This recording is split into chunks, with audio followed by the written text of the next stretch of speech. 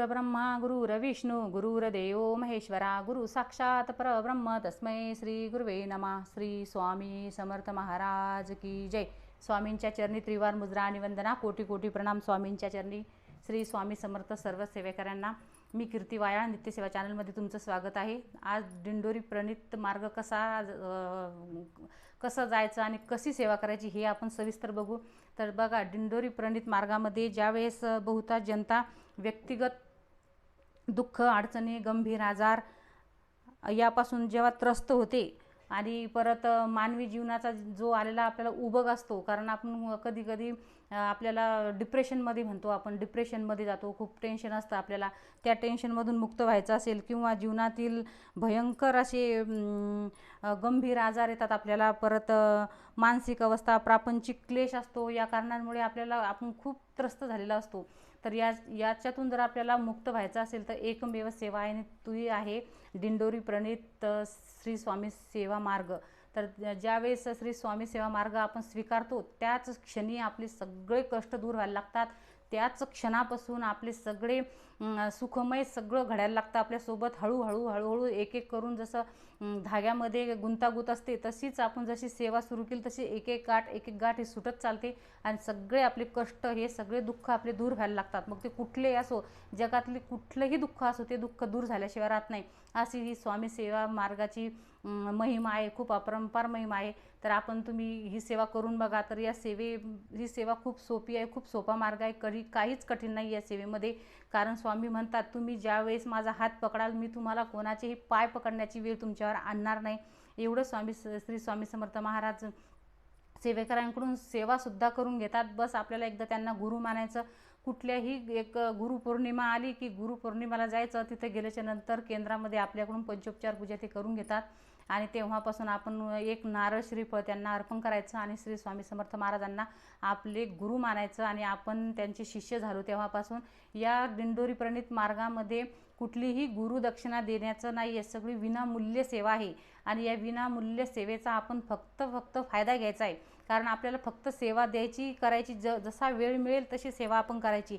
या सेवेमध्ये सांगितलेलं आहे, तुम्ही चालता, बोलता, झोपताना, उठताना केव्हाही तुम्ही श्री स्वामी समर्थ हा षडाक्षरी मंत्र घेऊ शकता। कारण या मंत्राची एवढी महिमा आहे, एवढी महिमा अपरंपार आहे। नुसता एक हा मंत्र जर आपण रात्रंदिवस जपला तर आपल्या घरातले सगळे संकट दूर होतात आणि त्यासोबत जर 3 माळी आपण जर 3 अध्याय जर घेतले तर मग तर आपले संकट नावालाही शिल्लक राहत नाही, सगळे संकट आपले दूर व्हायला लागतात। त्याच क्षणी सगळे सुख आपल्या पायाशी लोळायला लागतात। अशी एवढी महिमा या श्री स्वामी समर्थ सेवा मार्गामध्ये आहे। तर सेवा मार्ग कसा, सर्वात पहिली सेवा मार्गामध्ये 3 अध्याय 11 माळीच ही देतात आणि त्यानंतर ज्यावेळेस आपल्याला काही समजा खूप मोठं संकट आहे, खूप मोठं आर्थिक अडचण आपल्याला आली किंवा तुमचा मुलगा नोकरीला लागत आहे आणि नेहमी हुशार असून पासही होतो आणि 2 मार्कावरून 1 मार्कावरून जर तुमचा मुलगा जात असेल तर त्यासाठी पण एक सेवा खूप चांगली सेवा आहे। कारण या सेवेचा मी स्वतः अनुभव घेतलेला आहे, म्हणून मी एवढी तुम्हाला मनापासून सांगत आहे। तर तुम्ही करून बघा। थोडीशी सेवा कठीण आहे, पण जेवढ्या सेवा कठीण असतात तेवढ्या फलदायी असतात आणि तेवढ्या जास्त चिरकाळ टिकणाऱ्या असतात। तर ज्यावेळेस आपण थोडी सेवा करतो ती थोड्या दिवसासाठीच असते। सेवाचं कसं असते बघा, सेवा ज्यावेळेस आपण सेवा करतो त्यावेळेस आपण जी सेवा केली ती सेवा काही काळासाठीच असते, नंतर तिचं आपोआप जसं फोनला चार्जिंग करावी लागते काही वेळोवेळी, तसंच सेवेचं असतं। आपण सेवा करतो, काही कारणावश ती सेवा आपली आपोआप संपते म्हणजे कसं की आपण कधी आपण कोणाच्या विषयी वाईट बोलतो, काही एखाद्या वेळेस आपण जे नाही बघायचं ते आपल्या डोळ्यांनी बघतो किंवा कानाने ऐकतो आणि आपल्या तोंडातून एखाद्या वेळेस नकळत आपण कोणासाठी वाईट बोलतो आणि त्याचे फळ हे आपली जी शिल्लक असते, जी आपली पूजा आपण केलेली असते, जे आपण स्वामी सेवा केलेली असते, ती सेवा आपली त्याच्यामध्ये ते आपली सेवा ती कमी झालेली असते। तर त्या सेवेत भर घालणं हे खूप गरजेचं असतं।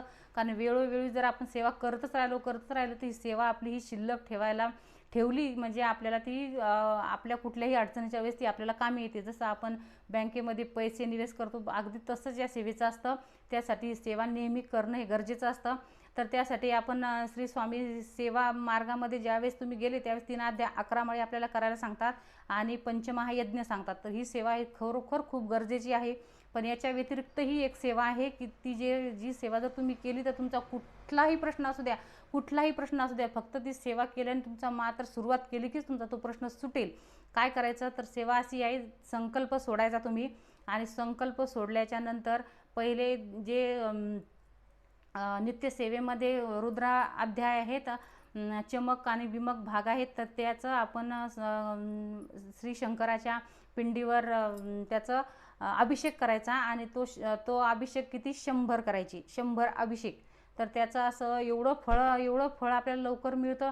100 अभिषेक हे आपल्याला खूप कठीण वाटतात, खूप जड वाटतात, पण ज्यावेळेस आपण 100 अभिषेक महादेवाचे केले त्याच क्षणी आपलं कितीही मोठं दुःख असू द्या, की जे तुम्हाला असं वाटतंय की हे दुःख आपलं दूर होऊच शकत नाही, याच्यातून आपल्याला मार्ग मिळूच शकत नाही, ज्या क्षणी तुम्हाला वाटतं तर तुम्ही ते 100 अभिषेक करून बघा, तुमचं त्याच क्षणी तुमचं अर्ध दुःख दूर होईल. आणि ज्या वेळेस तुमचे 100 अभिषेक पूर्ण होतील त्याच वेळेस तुमचं सगळं दुःख दूर झालेलं असेल.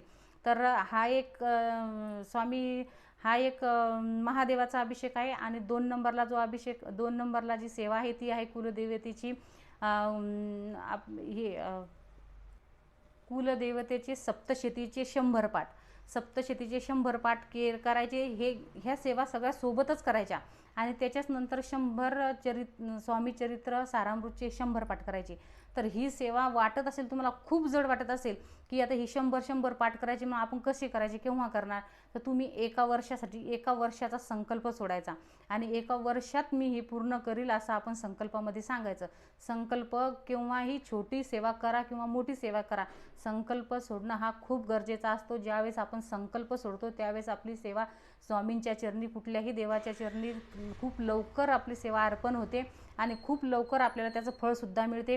कारण मी स्वतः अनुभव घेतलेला आहे, तर माझा अनुभवसुद्धा मी सांगणार आहे की हा अनुभव कसा आलेला आहे मला. ज्यावेळेस माझ्या मिस्टरांना 2017मध्ये सरकारी नोकरीची त्यांनी परीक्षा दिली होती, आपली काय म्हणता येईल त्याला,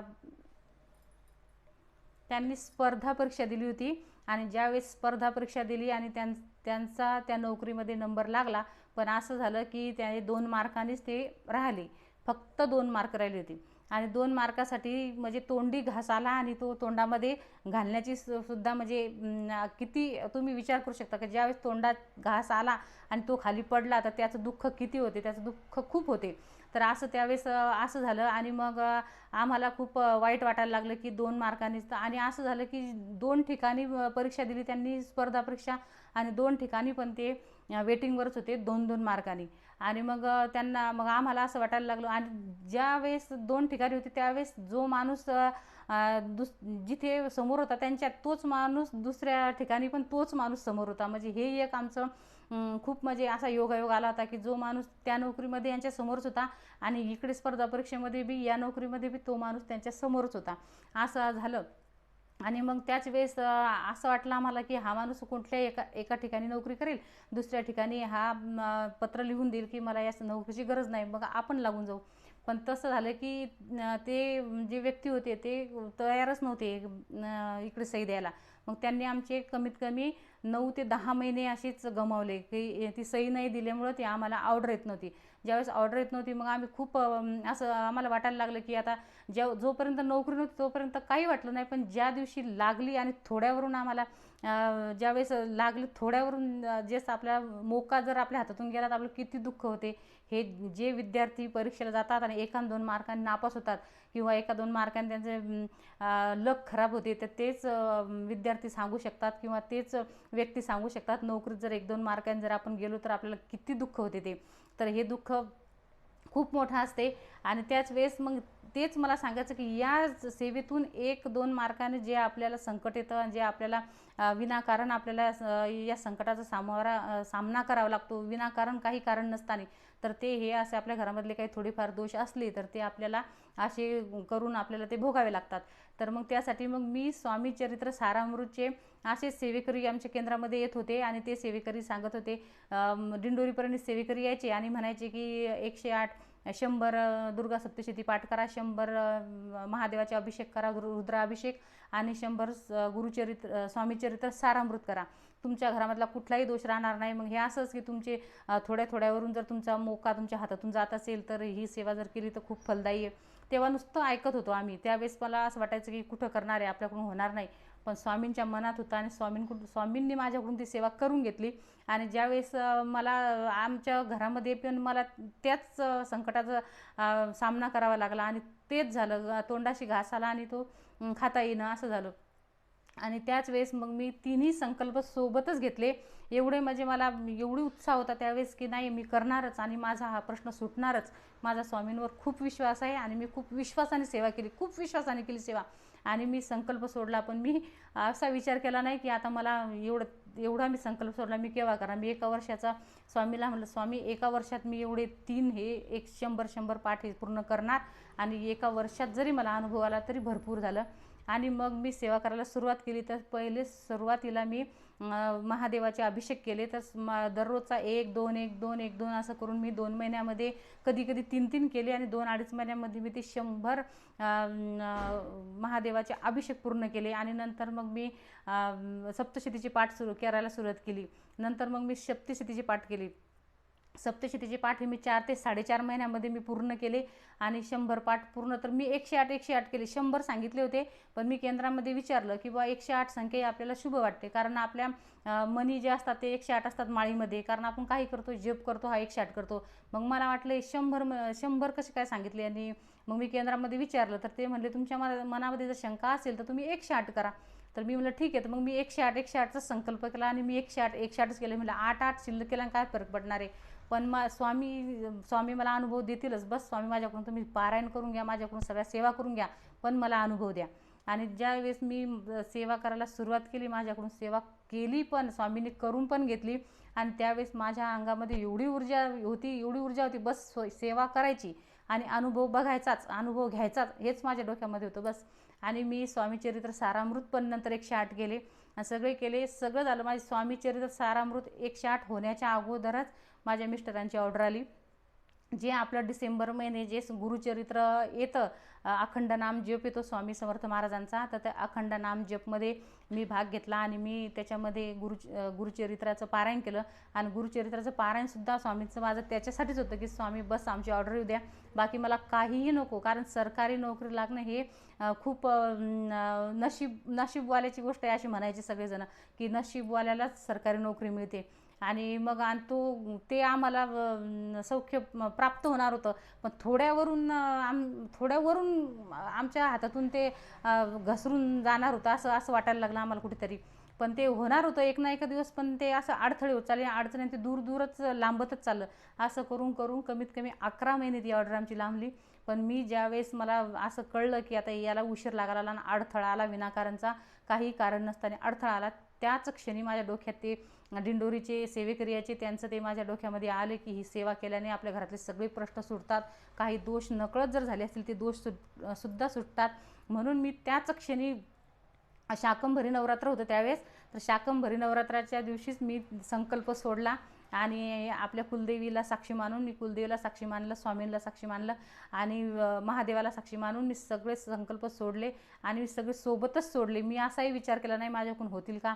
त्यावेळेस माझी मुलं लहान होती तरीसुद्धा मी तो पण विचार नाही केला. पण माझ्या मनात फक्त एक होतं की सेवा करायचीच आणि अनुभव घ्यायचा बस, आणि अनुभव मला येणारच. माझा स्वामींवर खूप विश्वास आहे. आणि तेच झालं. ज्यावेळेस माझे महादेवाचे अभिषेक झाले, नंतर माझं सप्तशतीचे पाठसुद्धा झाले 4-4.5 महिन्यामध्ये, तरीसुद्धा आमची ऑर्डर नाही. शेवटी असं करून डिसेंबर महिना आला. डिसेंबर महिन्याचं ते गुरुचरित्र पारायणसुद्धा झालं, अखंड नाम जपसुद्धा झाला आणि माझे हे स्वामीचरित्र सारामृतसुद्धा सुरूच होते. त्यावेळेस नेमकीच सुरुवात केली होती मी आणि स्वामीचरित्र सारामृत सुरू केले आणि गुरुचरित्र संपलं. आणि गुरुचरित्र संपल्याच्या नंतर जो पहिला गुरुवार येतो त्याच गुरुवारी आमची ऑर्डर आली आणि जो माणूस होता त्याने आपोआप फोन केला की तुम्ही या, मी पण येऊन राहिलो आणि त्या ठिकाणी मी सही देतो आणि तुमचं तुम्ही ऑर्डर घेऊन जा. त्याच क्षणी बस फक्त एवढा फरक आहे. बस सेवा करा आणि विश्वास बघा. विश्वास स्वामींवर ज्याचा आहे त्याला अनुभव येणारच. मग थोडीशी परीक्षा तर स्वामी आपली बघणारच, कारण थोडे कष्ट तर आपल्याला करावेच लागतील. कारण कसं असते, बऱ्याच सेवेकऱ्यांना 3 अध्याय 11 माळीसुद्धा कठीण वाटतात, पण जे सेवेकरी नित्य नियमाने 3 अध्याय 11 माळी करतात त्यांना पण हे अनुभव येतात मोठे मोठे, बस फक्त विश्वासाची गरज आहे. पण त्यावेळेस माझं असं झालं होतं की 100 अध्याय हे करायचेच, कारण मला असं वाटायचं की आता हातात आलेला घास हा आपला पडला नाही पाहिजे, एवढी माझी स्वामींवर विश्वास होता. आणि म्हणून मी ती सेवा करायला सुरुवात केली. आणि बरोबर डिसेंबर महिन्यामध्ये ऑर्डर आली आणि माझे मिस्टर जॉईन झाले. आणि स्वामींच्या कृपेमुळेच सगळं आमचा सुरळीत झालं. मी अपेक्षाही केली नव्हती, अपेक्षेच्या पेक्षाही जास्त स्वामींनी मला दिलं आणि मी स्वामींची खूप खूप आभारी आहे. म्हणून मी या व्हिडिओच्या माध्यमातून मला तेच सांगायचं की तुम्ही कितीही संकट तुमच्यावर आली, कितीही तुम्ही जीवनात कंटाळून गेले, कितीही तुम्हाला डिप्रेशन आलं, कितीही टेन्शन आलं, किंवा तुम्ही येतं कधी कधी, कारण असं होतं की आपल्याला आपल्या मनात विचारही नसतो आणि त्या घटना आपल्यासोबत घडतात आणि त्यावेळेस आपण डिप्रेशनमध्ये जातो. पण त्याच क्षणी तुम्ही स्वामी सेवा सुरू करा आणि बघा, तुमची स्वामी सेवा सुरू केल्याच्यानंतर तुमचं सगळं डिप्रेशन, सगळं टेन्शन, सगळ्या समस्येचं तुमचं निघून जातील, सगळं समस्याचं समाधान होईल फक्त स्वामी सेवा. आणि हा मार्ग फक्त, हे जे सगळे संकट आपले दूर होऊ शकतात हे फक्त स्वामी मार्गातूनच होऊ शकतात. फक्त स्वामींवर थोडा विश्वास ठेवण्याची गरज आहे. ज्यावेळेस आपण स्वामींवर विश्वास ठेवतो, सगळं स्वामींवर सोडून देतो, निर्भय मन करतो आपलं, जसं त्या एक निशंक होई निर्भय होई म्हणणारे हा तारक मंत्र आहे, जसं या तारक मंत्रामध्ये सांगितलेलं आहे, अगदी त्याचप्रमाणे आपण निशंक आणि निर्भय व्हायचं स्वामींवर. बस की स्वामी तुम्हीच आहात. मी तसंच केलं त्यावेळेस. बस फक्त स्वामींवर विश्वास ठेवला आणि सेवेला सुरुवात केली. मला खूप मला हा अडचण आल्या, मला अडचणी आल्या. थोडंसं विचार करा तुम्ही की लहान लहान मुलं असतात, घरातली कामंसुद्धा असतात बाईला, आणि दररोज जर हे पाठ करायचा, सप्तशतीचा पाठ रोज करायचा म्हटलं तरी कठीणच आहे. आणि रोज जर हे काम दररोज करायचं तरीसुद्धा मी केलं म्हणजे स्वामींनी करून घेतलं. मला तर असं वाटते की या रूपातच स्वामीला माझ्याकडून सगळे 108 पाठ करून घ्यायचे होते, असंच समजलं मी आणि ते करून घेतले. पण मला त्याचं पुरेपूर फळ मिळालं. मला त्या सेवेची माझी बिलकुल वाया गेली नाही, कारण आपण स्वामीची थोडी जरी सेवा केली तरी स्वामी आपलं ऋण ठेवत नाहीत. फक्त आपल्याला स्वामीसाठी थोडासा वेळ द्यावा लागतो. स्वामीसाठी म्हणजे सगळं आपल्याला आपल्यासाठीच करायचं असतंय, कारण स्वामीसाठी काहीच नाही, सगळं आपण आपल्यासाठीच करतो. आपल्या अपेक्षा खूप असतात, आपल्या मुलांचे प्रश्न असतात, आपल्या घरातल्या समस्या असतात, आपली बिमारीच्या समस्या असतात, आपल्या खूप समस्या असतात आणि आपल्याला फक्त सेवा करायची असते. दररोज जर तुम्ही अर्धा तास स्वामी सेवेसाठी दिला तर तुमच्या घरामध्ये कुठलंही संकट येणार नाही, कुठल्याही संकटाला तुम्हाला तोंड द्यावं लागणार नाही. एवढी या स्वामी समर्थ महाराजांची सेवेची महिमा आहे. तर तुम्हीसुद्धा एखाद्या वेळेस तुमच्यावर काही वाटत असेल तुम्हाला की आता सगळे दरवाजे बंद झाले, कुठलाही दरवाजा सुरू नाही, आपल्याला आता कुठेच मार्ग नाही, असं कधीच होत नाही. कारण एक मार्ग बंद होतो तर दुसरा मार्ग आपोआप खुलतो. कारण आपण म्हणतो ना की आज रात्र झाली तर दिवस होतोच, आणि दिवस आज झाला की रात्र होतेच, आणि रात्र झाली की दिवस होतोच. कारण फक्त आपल्याला मनोबल आपलं खचू द्यायचं नाही आणि आपण फक्त स्वामी सेवा सुरू करायची आणि स्वामीवर सगळा विश्वास ठेवायचा. अनुभव आल्याशिवाय राहत नाही. कठीण सेवा आहे ही, पण तुमच्यापर्यंत व्हिडिओच्या माध्यमातून यासाठी पोस्ट केली की तुमच्याकडून जर होत असेल, तुम्ही जर अशा काही संकटात असाल तर बघा तुम्ही करून 100 स्वामीचरित्र सारामृत करून बघा, तुम्हाला अनुभव आल्याशिवाय राहणार नाही. 100 पूर्ण होण्या अगोदरच तुमचं काम ते पूर्ण झालेलं असेल आणि मग तुम्हाला स्वामीची प्रचिती येईल आणि मग तुम्हाला कळेल की स्वामी सेवा ही काय आहे म्हणून. कारण स्वामी मार्गामध्ये, श्री स्वामी मार्ग जो दिंडोरी प्रणित आहे, त्या दिंडोरी प्रणित मार्गामध्ये असा कुठलाही समस्येवर अशी कुठली समस्या नाही की त्याच्यावर विलाज नाही. प्रत्येक समस्येवर याच्यावर विलाज आहे, प्रत्येक समस्येवर सेवा आहे, प्रत्येक समस्या आपली या सेवेतून दूर होते. तर तुम्ही बघा ही सेवा करून, आणि माझ्या चॅनलला लाईक करा, शेअर करा आणि सबस्क्राईब करा. श्री स्वामी समर्थ.